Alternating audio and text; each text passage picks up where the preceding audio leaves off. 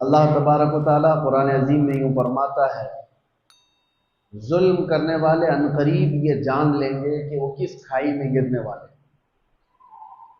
कभी इंसान को माल का नशा, ताकत का नशा फिरौन बना देता है। जब किसी के पास ज़्यादा पावर आ जाता है, माल आ जाता है, तो सबसे पहले अपने गलबे को बाकी रखने के लिए वो छोटों पर जुल्म करता है, जिसको हम अपनी आम जुबान में दादागिरी, गुंडागिरी कहते हैं। जिसके पास भी पावर आया उसी का इम्तिहान है, उसी की आजमाइश है। इसीलिए शेख सादी रहमतुल्लाह तआला अलैह ने फरमाया है, जगरदन फिराजा तवाज़ो निकूस्त, गदागर तवाज़ो कुनद खोए उस्त। बड़े बड़े लोग अगर आजिजी करें तो ये अच्छी बात है, ये नेक खसलत है उनकी। पावर होने के बावजूद अगर वो आजिजी करे, तवाज़ो करे, और फकीर आदमी अगर गिड़गिड़ाए, तवाज़ो करे, तो ये तो उसकी आदत है, इसके अलावा करेगा क्या।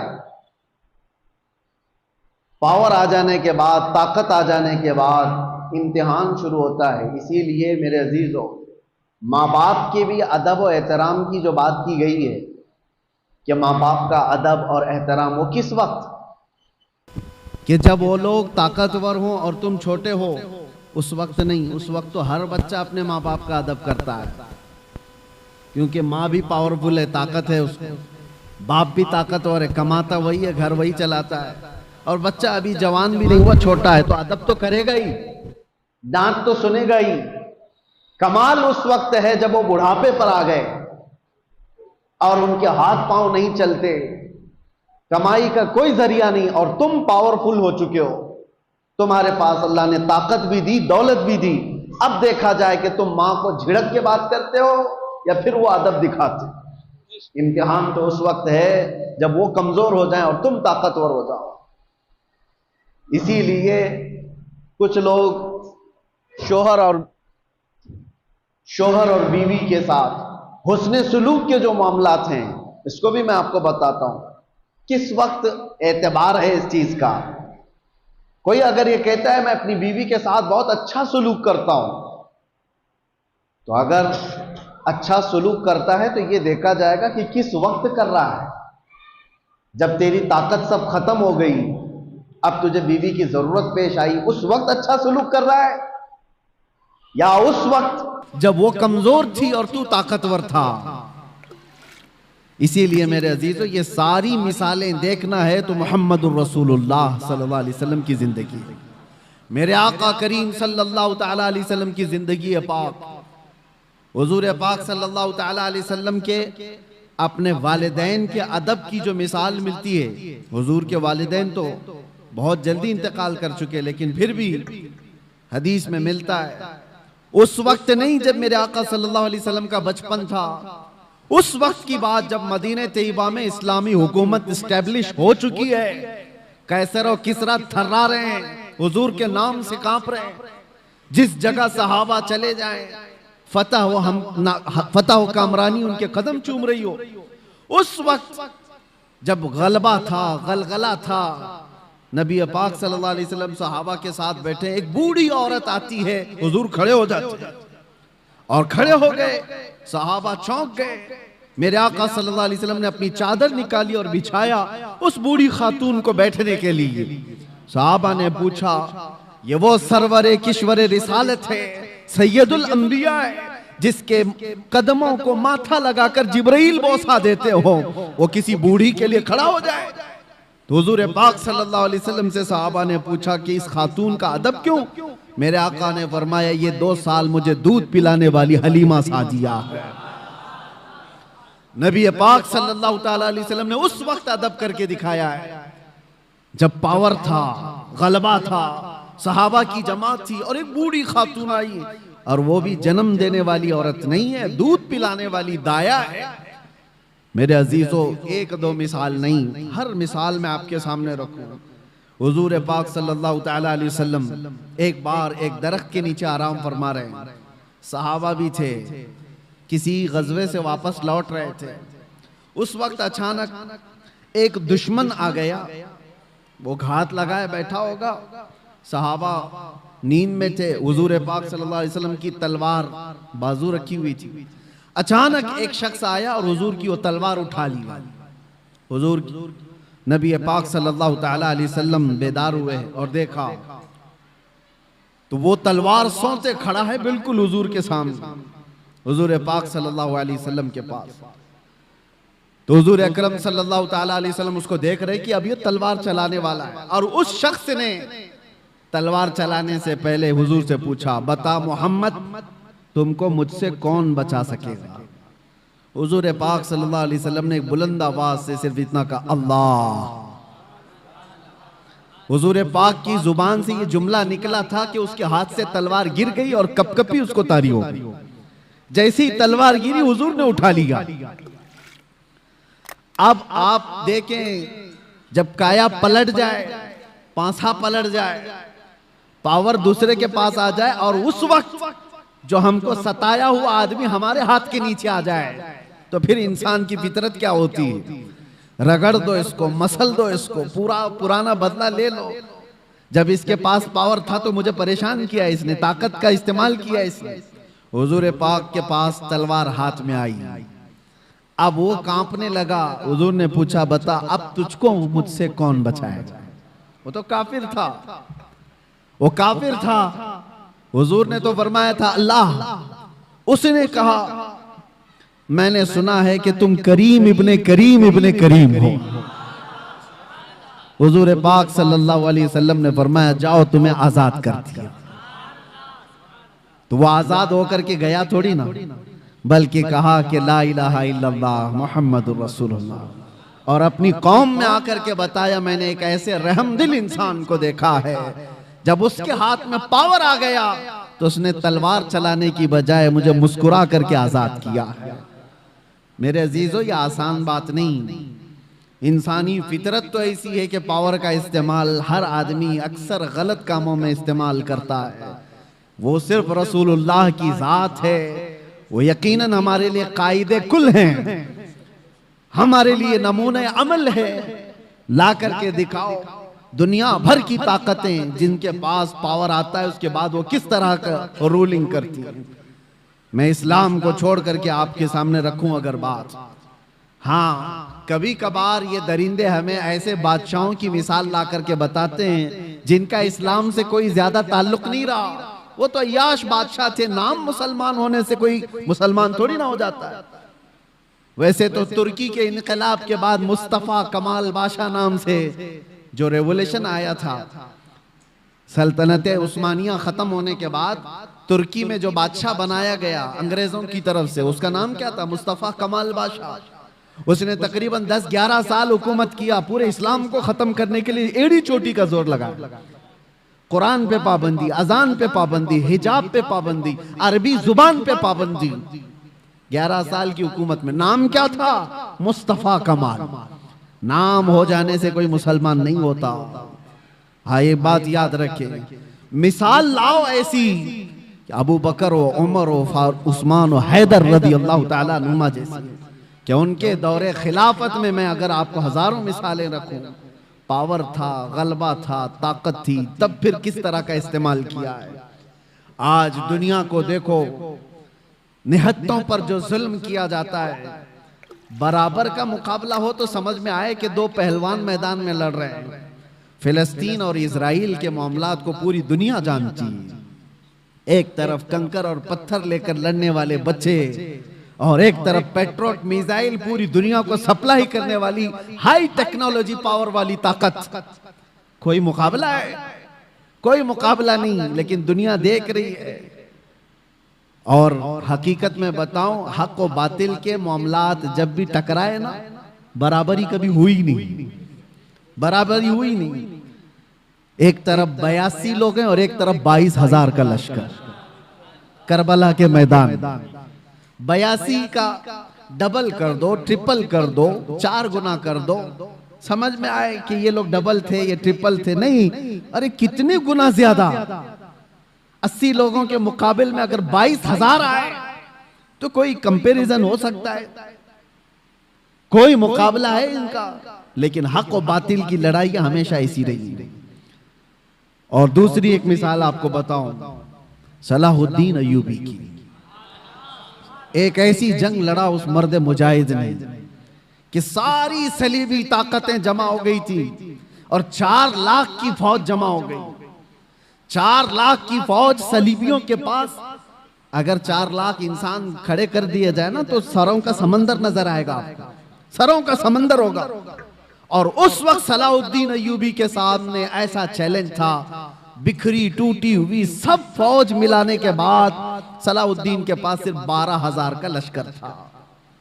12,000 का मुकाबला 24,000 से हो तो समझ में आए, 48,000 से हो तो समझ में आए, लेकिन 12,000 का मुकाबला 4 लाख से होने वाला है। एग्रीमेंट साइन कर लो, सुलह करके खत्म करके चले जाओ। सलाहुद्दीन ने अपने फौजियों से पूछा, क्या इरादा है तुम्हारा? सलीबी ताकतें सब जमा हैं और हमारी तादाद कम है। कैसे जवान उस लश्कर में शामिल थे। अपने सिपह सालार से कहते हैं, सलाहुद्दीन, अगर रसूलुल्लाह सल्लल्लाहु अलैहि वसल्लम के सहाबा तादाद देखकर मैदान में उतरते थे तो हम भी देखकर उतरेंगे, और अगर वो अल्लाह और उसके रसूल के भरोसे उतरते थे तो हम भी उनके नक्शे कदम पर अल्लाह और रसूल के भरोसे उतरे। हमने तादाद नहीं देखी, तादाद नहीं देखी, अल्लाह की मदद आई। और तारीख लिखने वाले अंग्रेज लोग हैं, ईसाई लोग हैं, किताबें आज भी मार्केट में मिल जाएंगी आपको। ये 4 लाख का मुकाबला जो 12,000 से हुआ था, तारीख की एक ऐसी जंग है। अंग्रेज मुअर्रिख लिखते हैं कि सलाहुद्दीन को और उनकी फौजों को क़यामत तक फरामोश नहीं कर सकते सलेबी लोग, इसलिए कि उस जंग में इसने छींतरे उड़ा दिए थे और टुकड़े टुकड़े कर दिए थे, सबको बिखेर दिया था। लोग अपनी जानें बचाकर निकल गए, मुफाहमत पर आ गए। एग्रीमेंट सलाहुद्दीन ने नहीं, सामने वालों ने साइन किया। मेरे अजीजों, मैं आपको ये बातें इसलिए अर्ज कर रहा हूं कि पावर और ताकत का नशा जब किसी को आता है, सर चढ़ करके बोलता है। और एक बात, फिरौन की उम्र ज्यादा नहीं लंबी की जाती, जुल्म की तारीख ज्यादा लंबी नहीं होती, और उनका अंजाम भयानक होता है। इसलिए कि मजलूमीन की आह जब निकलती है तो अल्लाह करीम, अल्लाह रब्बुल इज्जत को कहार और जब्बार खुदा जलाल में आएगा और पकड़ करता है। तो ऐसे कि कुरान में अल्लाह ताला फरमाता, फलम्मा नसू मा ज़ुकिरू बिही फतहना अलैहिम अबवाब कुल्ली शै हत्ता इज़ा फरिहू बिमा ऊतू। जब ये लोग भूल जाएं अल्लाह को तो अल्लाह फरमाता है, मैं उनको खुशियों के सारे दरवाजे खोल देता हूं, खूब खुश हो जाओ। यानी अल्लाह को भूलने के बाद जालिमों के लिए दरवाजे खोल दिए जाते हैं, खूब खुशियां मनाओ, सब तुम्हारा है, सब तुम्हारा है, ताकत भी तुम्हारी, सियासत भी तुम्हारी, तख्त भी तुम्हारा, सारा डिपार्टमेंट तुम्हारा, नाचो जितना नाचना है। फिर अल्लाह फरमाता है, फअखज़नाहुम बग़ता, अचानक हम एक दिन पकड़ करेंगे, अचानक एक दिन पकड़ करेंगे, और फिर पूरी दुनिया की ताकत उस पकड़ से उसको आजाद नहीं करा सकेगी, नहीं निकाल सकेगी। और हम जालिम दरिंदों के अंजाम का इंतजार करेंगे इंशाअल्लाह। और आप देखना मेरे अजीजों, हमारी जिंदगी रहे न रहे, लेकिन अल्लाह हय्य व क़य्यूम है, वो अल्लाह हमेशा से है और हमेशा रहने वाला। लोग ये समझते हैं आज हम पावर में हैं और हम ताकत में हैं, इनको मार देंगे, इनको काट देंगे, सब कर लो, लेकिन अल्लाह तो जिंदा हमेशा रहने वाला है। हमारा वारिस अल्लाह रब्बुल इज्जत है, हमारी तमाम चीजों के लिए अल्लाह करीम है। हमने जब ये कुरान में पढ़ा, व उफ़व्विदु अमरी इलल्लाह, अल्लाह ने कुरान में सिखाया है कि यूं कहो कि मैंने अपने सारे मामलात अल्लाह के हवाले कर दिए। इन्नल्लाह बसीरुम बिल इबाद, बेशक अल्लाह अपने बंदों को देख रहा है। तो फिर देखो अल्लाह ताला बंदों को कैसे देखता है। हाँ, वक्त लगता है, थोड़े दिनों की बात है, मैंने उस वक्त देखा, पढ़ने के मेरे मुताले में एक चीज आई थी। हज़रत अबू जुंदल एक सहाबी हैं, मक्का में गिरफ्तार हुए थे, कैदी बन गए काफिरों के साथ, और तकरीबन जानते हो 16 साल इन्होंने काफिरों की कैद में गुजारे।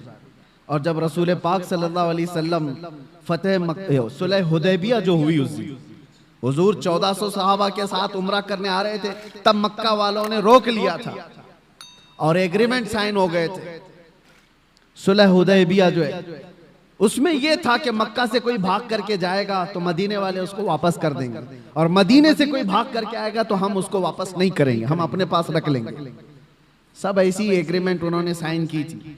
उसी वक्त ये अबू जुंदल साहबी कैद से निकल करके आ गए थे। अंदाजा करो 16 साल के बाद कोई जंजीरें तोड़ करके निकल आया हो, और वो भी सहाबा के जमात में आ गए। सहाबा ने सीने से सीना लगाया, वो फूट फूट करके अपने जख्म बता रहे थे। लेकिन कुफ्फार को जैसे ही पता चला हमारा एक कैदी भाग गया है, तो उन्होंने कहा कि अभी अभी हमारा एग्रीमेंट हुआ है कि जो मक्का से भाग कर जाएगा उसको मदीने वाले वापस करेंगे, अबू जुंदल को हमारे पास वापस करो। सहाबा सब खड़े हो गए कि इस मजलूम को हम वापस कैसे करेंगे, जंग कर लेंगे। सबकी नजरें हुजूर पाक की तरफ थी कि हुजूर क्या फैसला फरमाए। अबू जुंदल अपने जख्म दिखा दिखा करके सहाबा से कह रहे थे, इनके पास वापस भेजोगे मुझे बहुत मारेंगे। तो मक्का के कुफ्फार और मुशरिकीन को हुजूर ने कहा कि अब वो आ गया, छोड़ दो, अभी तो हमारी एग्रीमेंट साइन नहीं हुई। तो उन्होंने एग्रीमेंट को खत्म कर दिया और कहा कि अगर ये हमको वापस नहीं किया जाएगा तो हम एग्रीमेंट भी नहीं करेंगे। जब जिद पर अड़ गए, हुजूर पाक ने अबू जुंदल की तरफ देखा और कहा, अबू जुंदल मक्का वापस चले जाओ, रहमतुल लिल आलमीन है। सारे सहाबा देख रहे हैं। बसा औकात ऐसे हुक्म आएंगे मेरे अजीजों, जिंदगी लोग ये समझते हैं ये तो हमारी तकलीफ पर और तकलीफ आ रही है। वो रहमतुल लिल आलमीन है और 16 साल का कैदी बाहर आया है और हुजूर उसको कहते वापस चले जाओ। दुनिया की नजर तो ये देख रही है कि रहमतुल लिल आलमीन है, वापस इसको कैद में भेज रहे हैं।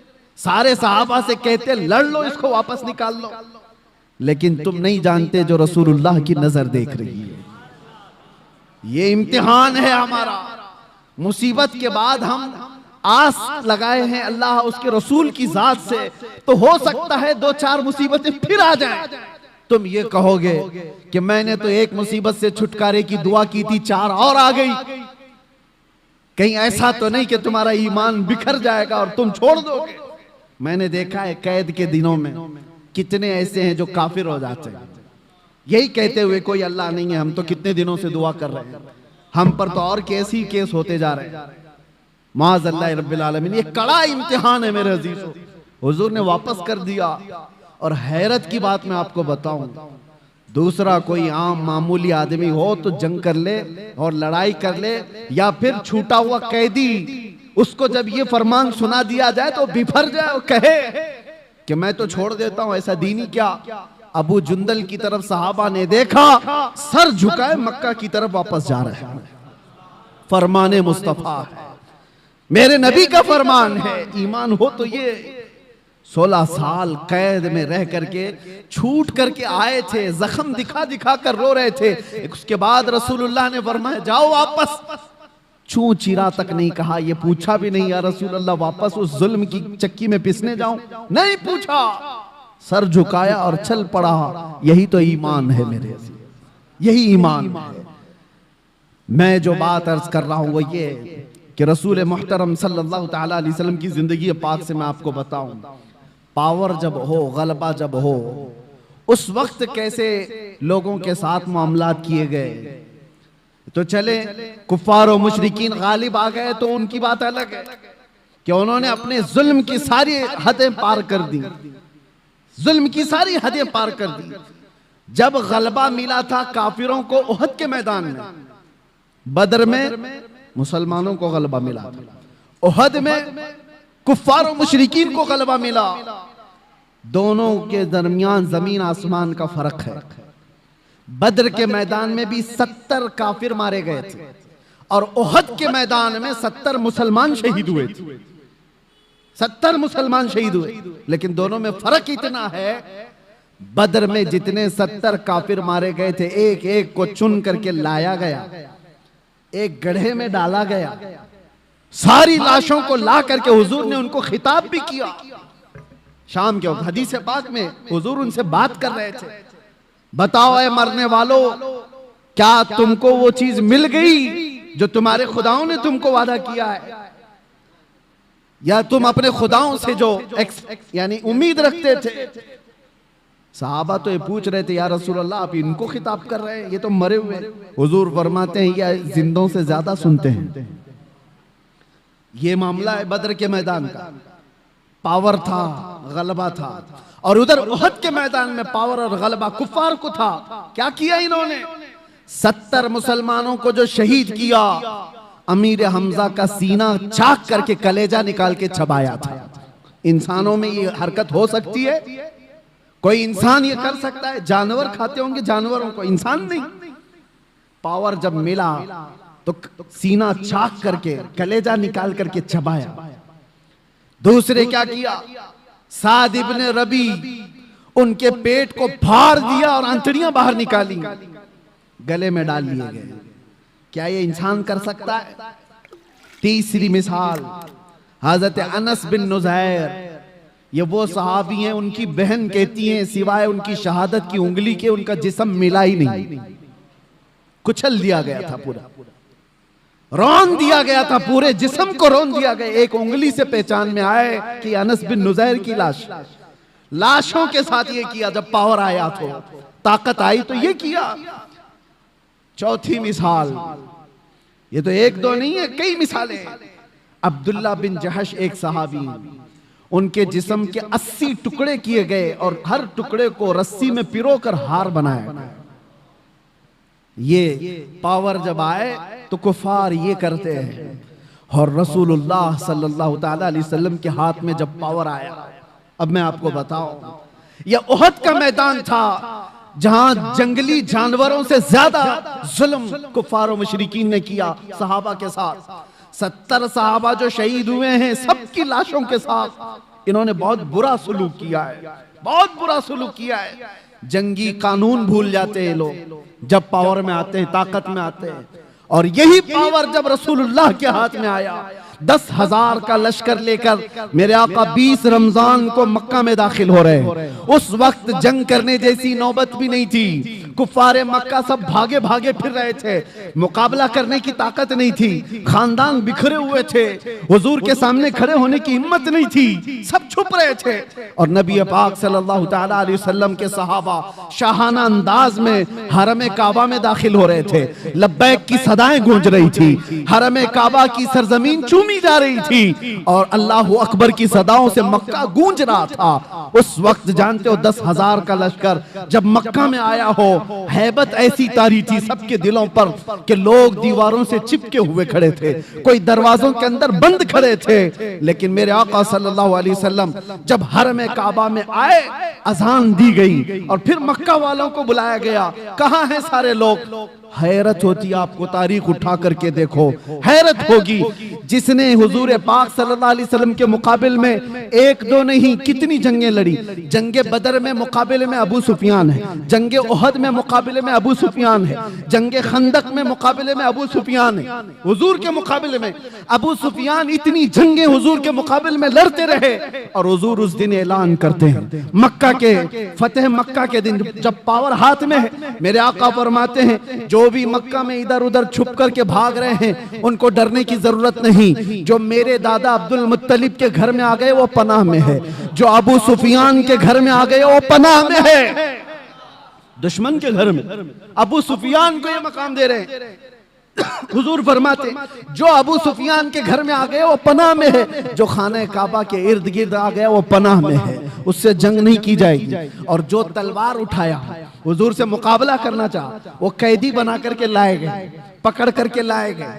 फतेह मक्का का दिन है। सहाबा तो सहाबा है जो बरसों से जंगों की जिंदगी देख रहे हैं हुजूर के साथ। मेरे अजीजों, उनकी कुर्बानियां कम नहीं है। हजरत अबू हुरैरा से पूछो, हदीसें बताती हैं ऐसी ऐसी जंगों में सहाबा गए, कहते हैं कि पैरों पर कपड़े बांधने पड़ते थे, सारे नाखून उखड़ गए थे। ऐसी जंगें वो लड़ करके आए बगैर चप्पल पहने। मेरे आका सल्लल्लाहु अलैहि वसल्लम से कभी उन्होंने ये सवाल नहीं किया था कितना लंबा आप लेकर के जाएंगे। एक जंग से लौट रहे हैं, जिब्राइल अमीन आए, हुजूर से कहा या रसूल अल्लाह, अल्लाह का हुक्म है यहीं से दूसरी जंग में जाना है। सहाबा 1 महीने की जंग के बाद लौट रहे थे, जख्मी थे, नसें कटी हुई थी। हुजूर ने जिब्राइल से कहा मेरे सहाबा से पूछ लूं, ये मदीने से 5 किलोमीटर ही बाकी था घर, वापस रास्ता 5 किलोमीटर का, 1 महीने की जंग के बाद वापस आ रहे। हुजूर ने सहाबा से पूछा, जिब्राइल आए अल्लाह का हुक्म लेकर, यहां से दूसरी जंग में जाना है, तुम्हारा क्या मशवरा है? सहाबा में से किसी ने एक ने ये नहीं कहा मरहम पट्टी कर लें, बीवी बच्चों से बात कर लें, घर के हाल चाल देख कर के आए। नहीं, सारे सहाबा एक जबान होकर कहते हैं या रसूल अल्लाह, देर किस बात की, देर किस बात की, चले यहीं से चलते हैं। ये वो सहाबा है, ये वो साहब है जंगों ने उनको चूर चूर किया था। तो फतेह मक्का के दिन लाजमी बात है मेरे अजीजों, पावर हाथ में था, गलबा हाथ में था, ताकत हाथ में थी। जितने आज तक लड़ते थे वो सब कैदी बन करके हाथ सामने खड़े थे। तो किसी साहबी ने ऐलान कर दिया, अल यौम यौमुल मलहमा, आज तो छींटड़े उड़ाने का दिन है, आज के तो गोश्त के टुकड़े उड़ाए जाएंगे। मेरे आका ने उस सहाबी का नारा बदल दिया, अल यौम यौमुल मलहमा। मलहमा का मतलब होता है गोश्त के पीस पीस किए जाएंगे। हुजूर ने उनकी जुबान को बदल दिया और कहा ना ला, अल यौम यौमुर रहमा, आज का दिन तो रहमत का दिन है, आज का दिन तो रहमत का दिन है। लाओ दुनिया में ऐसी मिसाल, पावर में आ जाए, ताकत में आ जाए, तब वो माफ करता। ये जालिम कुत्ते क्या समझते हैं, जिनके हाल चाल ये है कि छोटी सी ताकत के मालिक बन गए तो निहत्तों पर जुल्म करते हो। अपने बराबर की ताकतों से लड़ने की तो इनके अंदर हिम्मत नहीं है। ये लड़ना चाहे तो लड़े ना, जो आज पावरफुल ताकतें हैं ये आपस में क्यों नहीं लड़ते? इजराइल को लड़ना है तो चाइना से जाके लड़ ले, कोरिया से लड़ ले जो बैठा हुआ है। जिनके पास पावर है उनसे क्यों नहीं लड़ते? इनको पता है हेकड़ी निकल जाएगी। लड़ना है तो उन गरीब निहत्तों से जिनके पास सब्जी काटने की चाकू भी नहीं, जिनके पास बीमार हो जाए तो दवाई की गोली भी नहीं, उनसे लड़ना है। इसको ताकत नहीं कहते, इसको दुनिया की सबसे बड़ी बुज़दिली कहते हैं, सबसे बड़ी बुज़दिली। और ऐसा जब जुल्म होता है तो अल्लाह की मदद आती है, आएगी, वक्त लगेगा। एक मिसाल मैंने खाली आपको दी, जब मेरे आका सल्लल्लाहु अलैहि वसल्लम के हाथ में पावर आया फतेह मक्का के दिन, हुजूर ने सबको माफ किया, कहा कि इज़हबू अंतुम मुत्तलका, जाओ आज सब के सब तुम आजाद, आज सब के सब तुम आजाद। एक बात बताता हूं, सफवान बिन उमैया एक ऐसा शख्स है मक्का का, इसने हुजूर के कत्ल का मंसूबा बनाया था, और वो भी हतीम काबा में बैठकर। बहुत पैसे वाला था, ताकत वाला था। क्यों बनाया था? इसलिए कि इसके बाप को जंगे बदर में मार दिया गया, सफवान के बाप को मार दिया गया। तो हतीम काबा में बैठ करके सोचा किसी किराए के कातिल को ले लो। तो किराए का कातिल कौन मिला? देखा सेम इश्यू होना चाहिए, दूसरे के पास भी ऐसी इंतकाम की आग जल रही हो, मोहम्मद सल्लल्लाहु अलैहि वसल्लम से बदला लेने की। उमैर बिन वहब नाम का एक शख्स मिल गया, जिसका बेटा हुजूर के पास कैदी था। जंगे बदर में जो 70 कैदी थे उसमें एक कैदी उमैर बिन वहब का बेटा था। सफवान ने बुलाया उमैर को, कहा जितना पैसा चाहे उतना दे दूंगा, तेरे सारे कर्जे मैं चुका दूंगा, तलवार मैं दूंगा, जाओ मदीने और मोहम्मद का कत्ल करके आओ सल्लल्लाहु अलैहि वसल्लम। उमैर तैयार हो गया, तलवार लेकर मदीने आ गया। और उमैर को सब पहचानते थे। उमैर का एक लक़ब था शैताने कुरैश, आग भड़काने वाला आदमी। हजरत उमर की नजर पड़ गई, मस्जिद नबवी के बाहर ही खड़े थे, और हजरत उमर ने जो लफ्ज कहा, लोग मुझे ताना मारते हैं कि बार बार आप ये जुमला क्यों कहते हैं। सुनो, उमर इब्ने खत्ताब का जुमला हदीस में है, आपने जैसी उमैर बिन वहब को देखा तो क्या कहा, खुजू हाजल कल्ब, पकड़ लो इस कुत्ते को। ये मेरा जुमला नहीं है, उमर इब्ने खत्ताब का। हाँ, अगर हमारी जुबान से कुत्ता निकलता है तो वो बराबर जगह के लिए निकलता है, ऐसा नहीं है। हाँ, तो उमैर बिन वहब को पकड़ने के लिए उमर इब्ने खत्ताब ने कहा, पकड़ लिया, गर्दन में गमछा डाल करके घुमाया और फिर हुजूर पाक सल्लल्लाहु अलैहि वसल्लम मस्जिद नबवी में अंदर से जाकर के पूछा, आका वो उमैर बिन वहब आया है, क्या करूं उसका, आप हुक्म दें तो वही निपटा दूं उसको। जंगे बदर को भड़काने वाला वही आदमी था। हुजूर ने फरमाया आने दो अंदर। अंदर जब उमैर बिन वहब आया तो हुजूर ने पूछा क्यों आए हो? उसने कहा बस बेटे की खैर खैरियत पूछने आया हूं। हुजूर ने फरमाया सच बताओ क्यों आए हो? कहा नहीं बस यही मेरा बेटा आपके कैद में हालचाल मालूम करने आया। हुजूर ने फरमाया बेटे की खैर खैरियत लेने के लिए तलवार लेके तो नहीं आते?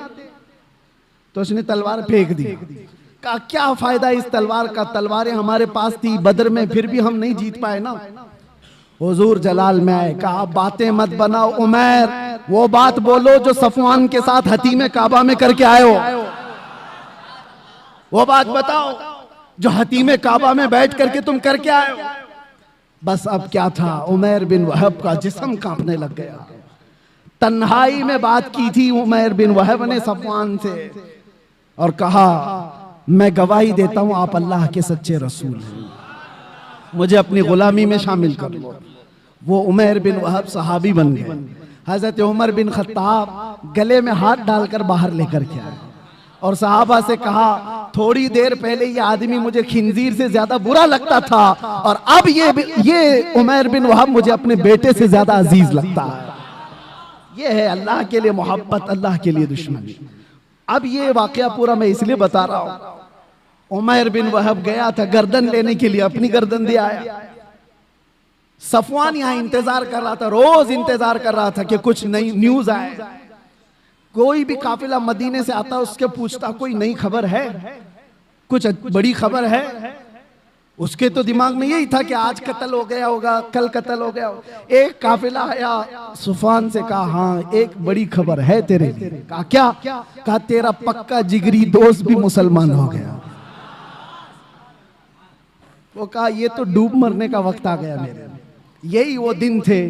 थोड़े दिनों के बाद हुजूर पाक सल्लल्लाहु अलैहि वसल्लम पूरे सहाबा की जमात के साथ मक्का में आ गए, फतेह मक्का।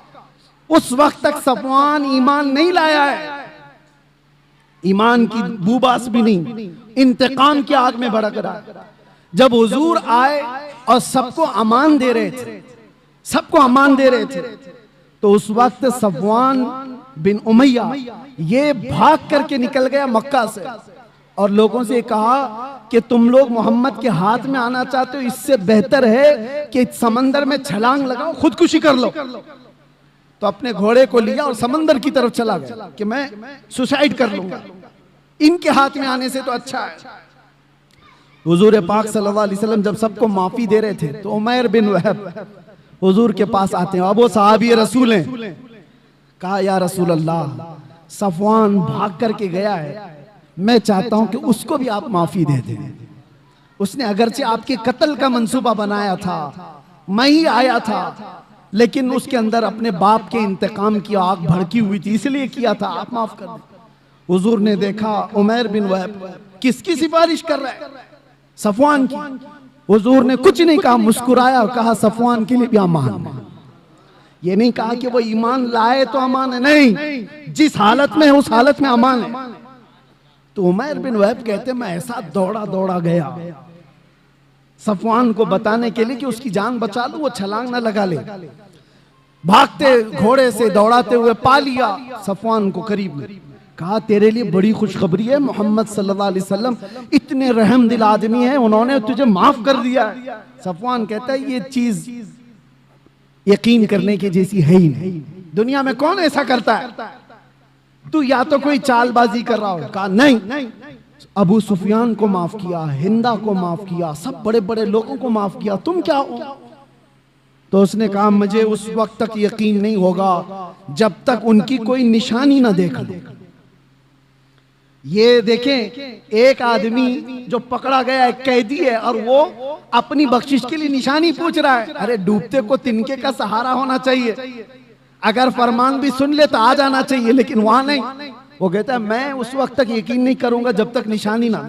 उमैर बिन वहब फिर से वापस आए और हुजूर से कहा या रसूल अल्लाह, वो मान नहीं रहा है, वो खुदकुशी कर लेगा, वो मर जाएगा। और उसको मेरी बात पर यकीन नहीं आ रहा है। हुजूर ने फरमाया, क्या वो मेरे तमाम हैयत को पहचानता है? कहा कि या रसूल अल्लाह, आपकी हैयत को कौन नहीं पहचानता, आपकी शक्ल और शबाहत को कौन नहीं पहचानता। हुजूर ने अपना अमामा उतारा और कहा, ये ले जाओ और उसको बता दो। अल्लाह अकबर। आता है फकीरों पे उन्हें प्यार कुछ ऐसा, खुद भीख दें और खुद कहें मंगते का भला। उमैर बिन वहब हुजूर का यह अमामा लेकर पहुंचे। देखते ही सफवान पहचान गया ये रसूलुल्लाह का अमामा है। वापस पलट आया सर झुका करके मेरे आका के पास खड़ा था। मेरे आका ने कहा, सर झुकाओ नहीं, उठाओ, सर उठाओ। तुम जिस हालत में रहना चाहते हो तुम आजाद हो। अब कौन आजाद रहना चाहेगा? कौन आजाद रहना चाहेगा? हुजूर पाक ने जब इतना जुमला कहा तो सफवान ने कहा, ऐसी दुनिया की आजादी से बेहतर है आपके तलवों के नीचे रहा जाए, आपके कदमों में रहा जाए। ये है पावर आने के बाद के मामलात।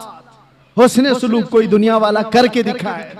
पावर आने के बाद आज भी जो नशेड़ी हुकूमतें बैठी हुई हैं, चुन चुन के जो मुकद्दमे लगाती हैं पिछली हुकूमतों के ऊपर, ये क्या है? ये सब इंतकामी जज्बा है। आज इनके पास पावर है, इसको जेल में डाल दो, उसको जेल में डाल दो।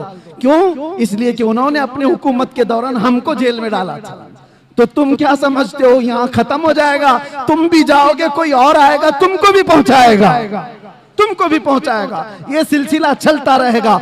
इस सिलसिले को खत्म करना हो तो फतेह मक्का की तारीख पढ़ो, ये हुजूर पाक की रहमत वाली तारीख पढ़ो, तभी अमन व अमान आएगा, बहाल होगा। अल्लाह का हजारहा करोड़हा शुक्र है कि मौला ने ऐसे वैसे ऐरे गैरे के दीन पर नहीं रखा, हमें अल्लाह तबारक व तआला ने मुहम्मदुर रसूलुल्लाह के दीन पर रखा। उनकी न मिसाल है, न कोई मसील है, न अखलाक में, न शबाहत में, किसी चीज में कोई उनका मसील नहीं है। अल्लाह करीम आखिरी दम तक हमें हुजूर के कदमों से वाबस्ता रखे। और इसीलिए आप सबसे भी मैं यही कहता हूं, दुनिया के सारे टेंशन, सारे डिप्रेशन, सबका इलाज एक ही है। दबाव में रहते हो, इससे डरकर उससे डरकर रहते हो, हालात से समझौता करके चलते हो, बहुत सारे मामला तुमको रोज उकसाते हैं, कैसे जीऊं कैसे जीऊं। एक तरीका बता के जाता हूं, एक इलाज है। डिप्रेशन से आजादी, टेंशन से आजादी, फिक्र ख्यालात की हमी से आजादी, हर चीज से आजादी, सुकून की जिंदगी गुजारना चाहते हो, एक इलाज है, उन्हें जाना उन्हें माना, न रखा गैर से काम, लिल्लाहिल हम्द मैं दुनिया से मुसलमान गया।